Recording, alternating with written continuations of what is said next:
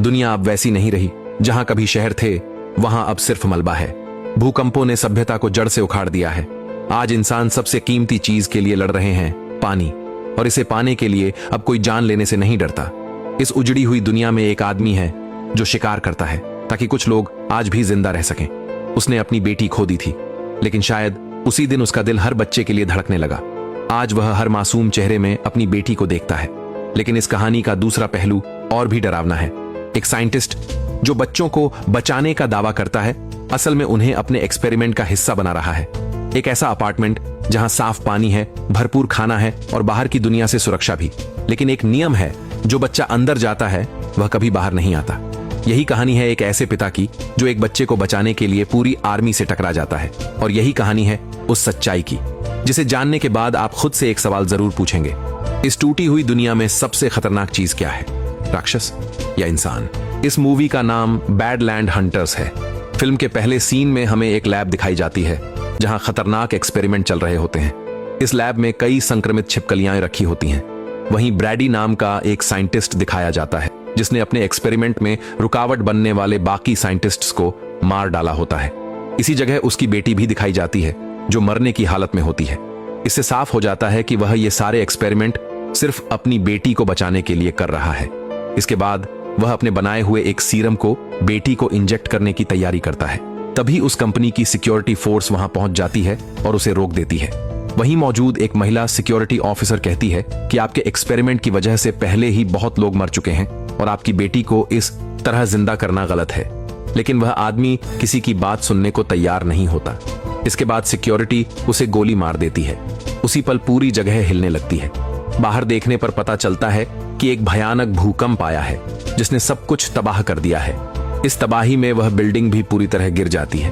अगले सीन में बताया जाता है कि इतने बड़े बड़े भूकंपों की वजह से पूरी दुनिया बर्बाद हो चुकी है और अब धरती पर इंसानों के रहने लायक कोई भी सुविधा नहीं बची है।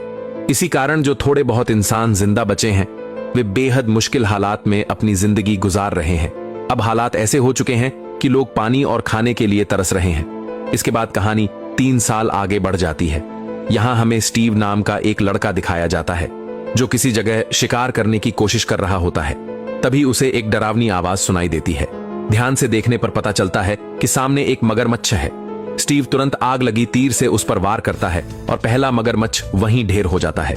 वह राहत की सांस लेकर आगे बढ़ता ही है कि अचानक पता चलता है मगरमच्छ अब भी जिंदा है, जो तेजी से उसका पीछा करने लगता है। स्टीव भागकर गाड़ी के अंदर छिप जाता है, लेकिन वह मगरमच्छ उसे छोड़ने का नाम नहीं लेता। मगरमच्छ गाड़ी को तोड़कर उसे मारने की कोशिश करता है। तभी अचानक एक आदमी आता है, उसके पूंछ को पकड़कर उसे बाहर खींचता है और एक ही वार में उसका सिर अलग कर देता है। इस शख्स का नाम डेविड होता है। जल्द ही पता चलता है कि डेविड और स्टीव एक ही टीम का हिस्सा हैं। इसके बाद कहानी हमें 18 साल की सून नाम की लड़की से मिलवाती है जो बैठकर ड्राइंग बना रही होती है। वह अपनी दादी के साथ रहती है। दोनों को साफ पानी नहीं मिल पाता, इसलिए वे गंदे पानी को फिल्टर करके पीने की कोशिश करती हैं। जब दादी और सून आपस में बात करती हैं, तब सामने आता है कि इस इलाके में बहुत दिनों से बारिश नहीं हुई है। हालात इतने खराब हो चुके हैं कि पीने के लिए पानी तक आसानी से नहीं मिलता। सिर्फ ये दोनों ही नहीं, बल्कि पूरे इलाके के लोग गंदे पानी को साफ करने के लिए जूझ रहे हैं। इसके बाद डेविड और स्टीव उस मगरमच्छ का मांस लोगों को बेचते हैं और बदले में उनसे रोजमर्रा के काम की चीजें लेते हैं। तभी एक महिला उनके पास आती है और मांस के बदले सोना देने की कोशिश करती है, लेकिन डेविड और स्टीव इसे लेने से मना कर देते हैं क्योंकि इस बर्बाद दुनिया में अब सोने की कोई कीमत नहीं रह गई है। आखिरकार वे महिला को मांस की जगह सांप का मांस पकड़ा देते हैं और साफ कह देते हैं कि यही खाकर गुजारा करो। इसके बाद सून और उसकी दादी भी वहां पहुंचती हैं। यहाँ एक बात साफ होती है कि स्टीव को सून बहुत पसंद है। साथ ही हमें यह भी पता चलता है कि जब भूकंप आया था तब सून और उसकी दादी को बचाकर यहाँ तक लाने वाला कोई और नहीं बल्कि डेविड ही था और तब से वही दोनों की देखभाल कर रहा है।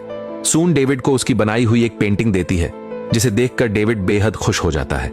थोड़ा सा मांस लेकर सून और उसकी दादी वहां से चली जाती हैं। लेकिन उसी वक्त एक गैंग वहां पहुंचती है और खुद को पुलिस बताकर कहती है कि वे एक आदमी की तलाश में है। शक के आधार पर वे लोगों को जबरदस्ती पकड़कर ले जाने लगते हैं। तभी एक आदमी उनके साथ जाने से मना कर देता है तो गैंग के लोग बेरहमी से उसका हाथ काट देते हैं। इसके बाद गैंग का एक आदमी सून पर बुरी नजर डालता है और उसे घसीट कर ले जाने की कोशिश करता है। ये देखकर स्टीव आगे बढ़कर उनका सामना करता है और लड़ाई शुरू हो जाती है, लेकिन गैंग के कई लोग मिलकर स्टीव को पीटने लगते हैं। तभी डेविड बीच में आता है और उन्हें रोकने की कोशिश करता है, मगर गैंग के लोग उसकी बात नहीं मानते। इसके बाद डेविड जिस तरह से पलटवार करता है वह देखकर सब हैरान रह जाते हैं। जो लोग कुछ सेकंड पहले तक गुंडागर्दी कर रहे थे वे पल भर में जमीन पर पड़े होते हैं। इसी दौरान डेविड को पता चलता है कि इस गैंग के लीडर का नाम टाइगर है। डेविड उनके पास मौजूद साफ पानी देखकर पूछता है कि उन्हें इतना शुद्ध पानी कहां से मिला। वे बताते हैं कि थोड़ी दूर पर एक अपार्टमेंट से मिला है। यह सुनकर कोई भी यकीन नहीं कर पाता, क्योंकि आसपास की सारी इमारतें पहले ही ढह चुकी हैं। अंत में जब डेविड उन्हें जाने देता है और गैंग को उसका नाम पता चलता है तो वे डर के मारे वहां से भाग खड़े होते हैं। रास्ते में घर लौटते वक्त स्टीव डेविड से कहता है कि अगर उन लोगों की बात सच हुई और सच में कहीं ऐसा अपार्टमेंट है जहां साफ पानी मिल रहा हो तो वह जगह कितनी अच्छी होगी। लेकिन डेविड को यह इलाका ही ठीक लगता है। तभी वे देखते हैं कि अच्छे कपड़े पहने कुछ लोग सूंड से बात कर रहे हैं। उन्हीं में से एलिस नाम की एक टीचर आगे आकर बताती है कि यहाँ से कुछ मील दूर उनका एक अपार्टमेंट है जहां वे किशोर बच्चों को पढ़ाते हैं। वहां उन्हें अच्छा खाना, साफ पानी और पहनने के लिए कपड़े भी मिलते हैं। वह कहती है कि क्योंकि भविष्य बच्चों के हाथ में है इसलिए वे उनकी खास देखभाल करते हैं। हालांकि एलिस डेविड और स्टीव को साथ ले जाने के लिए राजी नहीं होती। वह साफ कह देती है कि वे सिर्फ परिवारों को ही अपने साथ ले जाते हैं। मजबूरी में डेविड भी मान जाता है और कहता है कि वहां जाना इस जगह से कहीं बेहतर होगा। स्टीव इस फैसले से बहुत दुखी हो जाता है। जाने से पहले सून स्टीव को उसकी बनाई हुई पेंटिंग तोहफे में देती है। यह देखकर स्टीव बेहद खुश हो जाता है। इसके बाद जब डेविड और स्टीव घर पहुंचते हैं तब पता चलता है कि सून ने डेविड के लिए कई पेंटिंग्स बनाई हैं, लेकिन स्टीव सिर्फ एक ही पेंटिंग पाकर भी बहुत खुश है। यहाँ एक अहम बात सामने आती है कि भूकंप के दौरान डेविड अपनी बेटी को खो चुका है, इसलिए वह सून को अपनी बेटी की तरह मानता है। डेविड और स्टीव के बीच भी एक खास रिश्ता है और स्टीव हमेशा उसे प्यार से अंकल कहकर बुलाता है। हर दिन की तरह उस रात भी दोनों शिकार पर निकल जाते हैं। दूसरी तरफ एलिस सून और उसकी दादी को अपने साथ ले जा रही होती है। रास्ते में उनकी टीम अलग अलग इलाकों से और भी परिवारों को इकट्ठा करती चली जाती है, जिससे साफ हो जाता है कि वे सभी को किसी खास जगह पर ले जाने की तैयारी में हैं। सब लोगों को इकट्ठा करके आगे ले जाया जा रहा होता है। तभी रास्ते में सून की मुलाकात ह्यूसुगी नाम की एक लड़की से होती है। वह भी 18 साल की होती है, इसलिए दोनों जल्दी ही दोस्त बन जाती हैं। दूसरी तरफ थोड़ी दूरी पर डेविड और स्टीव शिकार के लिए अपनी तैयारियां पूरी कर रहे होते हैं। इसी बीच सून की दादी और एक बुजुर्ग आदमी ठीक से चल नहीं पाते। तब एलिस कहती है कि पास ही उनका एक मेडिकल सेंटर है जहां इन दोनों को इलाज के लिए भेज दिया जाएगा और सुबह उन्हें वापस ले आया जाएगा। सून को यह बात बिल्कुल पसंद नहीं आती, लेकिन उसकी दादी उसे समझाकर मान जाती है। मजबूरी में दोनों लड़कियों को उन बुजुर्गों के साथ भेज दिया जाता है। उधर एलिस बाकी लोगों को लेकर थोड़ा आगे बढ़ती है। तभी सामने कुछ मिलिट्री वाले दिखाई देते हैं। वे कहते हैं कि वे भी उन्हीं की टीम का हिस्सा हैं। ये देखकर सून को गुस्सा आ जाता है।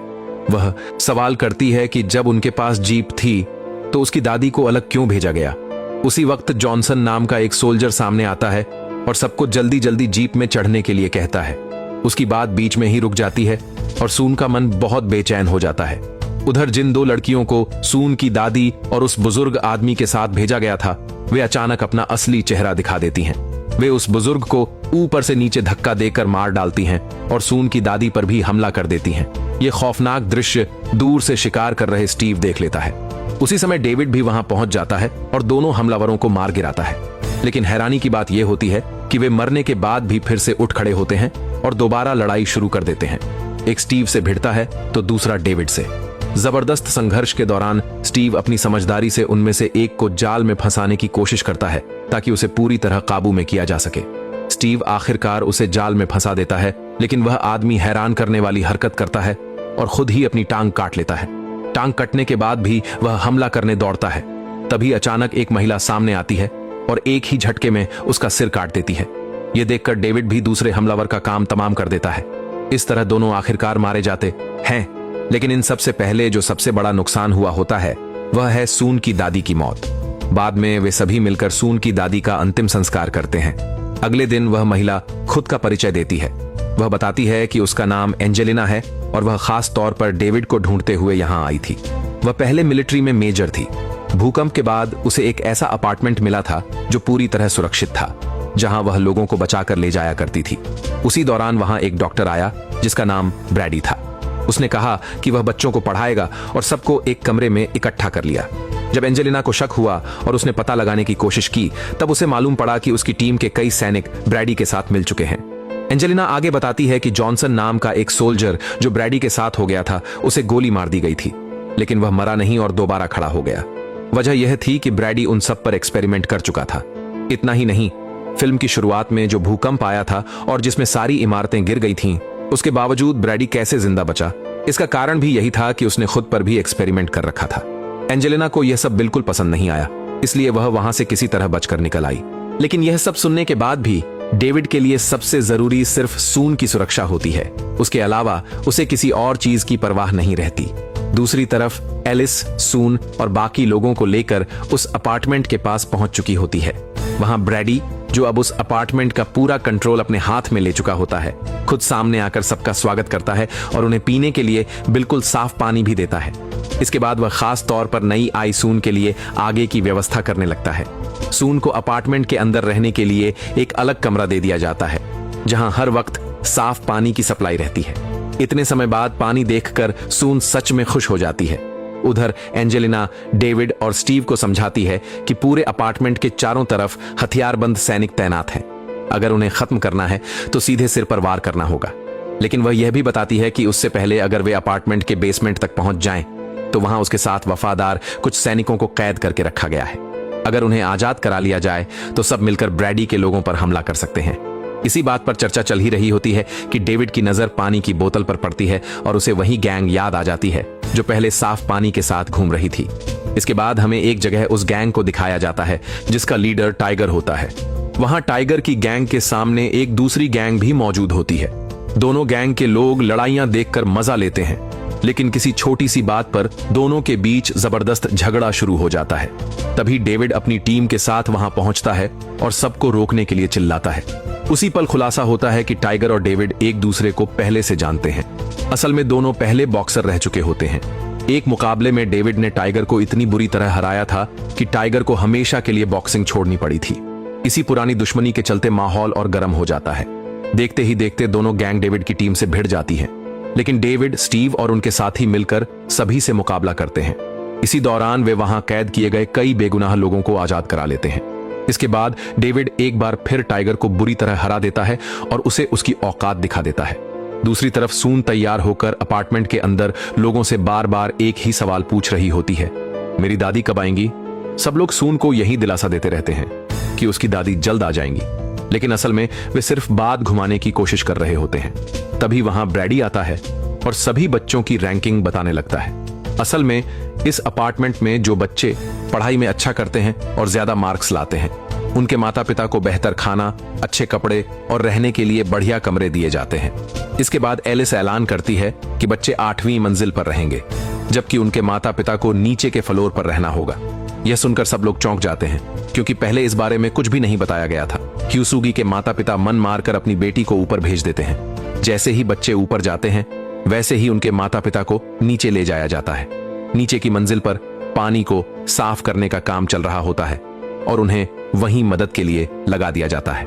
दूसरी तरफ डेविड टाइगर की गैंग को पकड़कर उनसे पूछताछ करता है कि उन्हें साफ पानी कहां से मिलता है। वे पहले कुछ नहीं बताते तो डेविड एक एक करके सबको पीट देता है। आखिरकार टाइगर सच बताने के लिए तैयार हो जाता है। टाइगर बताता है कि अपार्टमेंट वालों ने उन्हें एक काम सौंपा था, 10 से 20 साल के बच्चों को पकड़कर वहां पहुंचाना।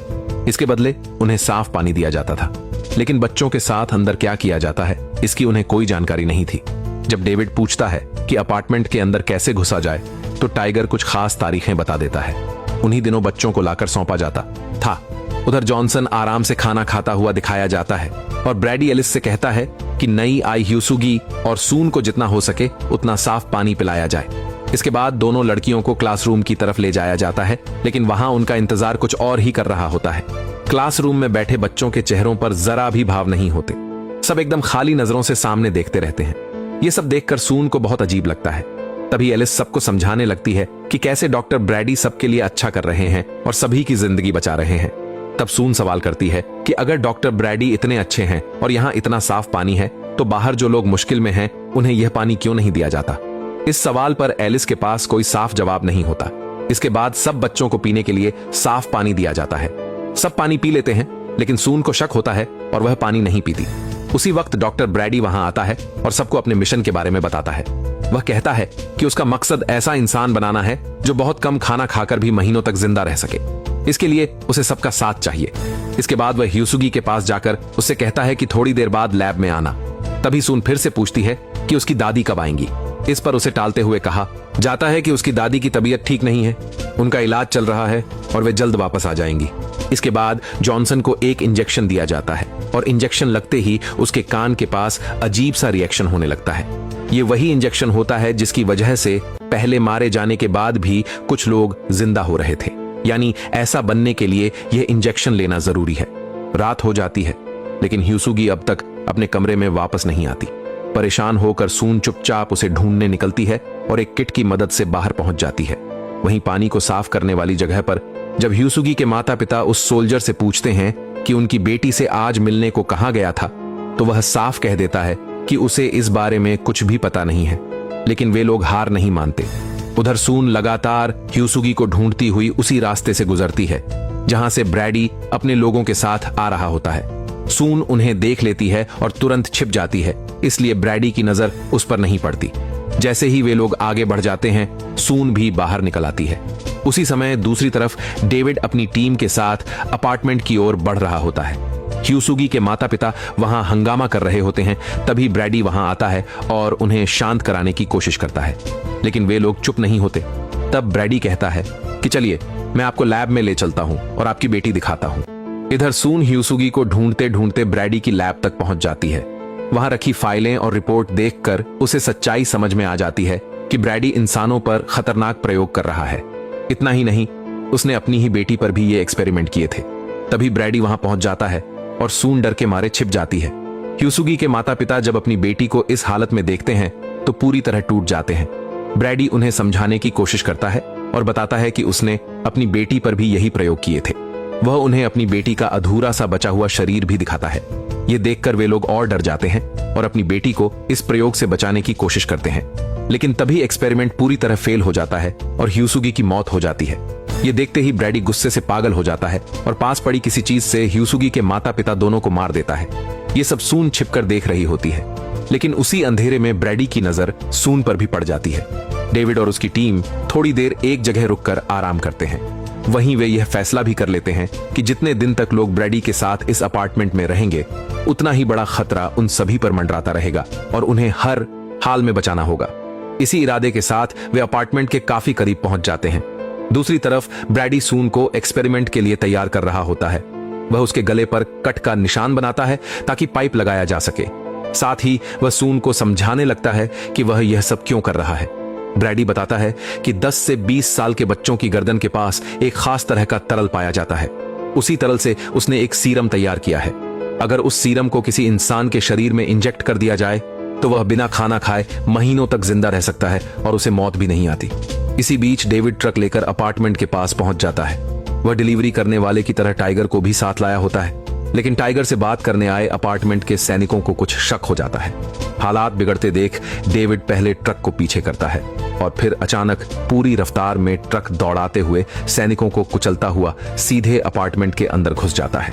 इसके बाद डेविड और उसकी टीम वहां मौजूद सैनिकों पर हमला कर देती है। ये सब एलिस और जॉनसन दूर खड़े होकर देखते रहते हैं। जब डेविड और उसकी टीम सैनिकों से लड़ रहे होते हैं, तभी एलिस जाकर ब्रैडी को इस हमले की खबर देती है। ब्रैडी तुरंत आदेश देता है कि किसी भी हाल में उन्हें लैब तक पहुंचने न दिया जाए। इधर डेविड, स्टीव और उनके साथी लड़ते लड़ते अपार्टमेंट के बेसमेंट तक पहुंच जाते हैं, क्योंकि वहीं एंजेलिना के साथियों को कैद करके रखा गया होता है। वे सबसे पहले बेसमेंट में कैद किए गए सैनिकों को छुड़ाने की कोशिश करते हैं, लेकिन तभी वहां मौजूद सैनिक एंजेलिना पर ही हमला कर देते हैं। ध्यान से देखने पर पता चलता है कि वे सैनिक अब इंसान नहीं रहे, बल्कि सांप जैसे जीवों में बदल चुके हैं। इसके बाद इन सांपनुमा सैनिकों और डेविड की टीम के बीच जबरदस्त लड़ाई छिड़ जाती है। डेविड अकेले ही कमाल की फाइट करता है और एक एक करके सभी को ढेर कर देता है। उसी समय ब्रैडी माइक के जरिए पूरे अपार्टमेंट में ऐलान करता है कि कुछ गैंग वालों ने बिल्डिंग पर हमला कर दिया है और किसी को भी बाहर न निकलने की चेतावनी देता है। यह घोषणा बेसमेंट में मौजूद लोगों को भी सुनाई देती है। इसी बीच ब्रैडी सून की गर्दन से उस खास तरल को निकाल लेता है। उधर कुछ और सैनिक हमला करने के लिए तैयार खड़े होते हैं।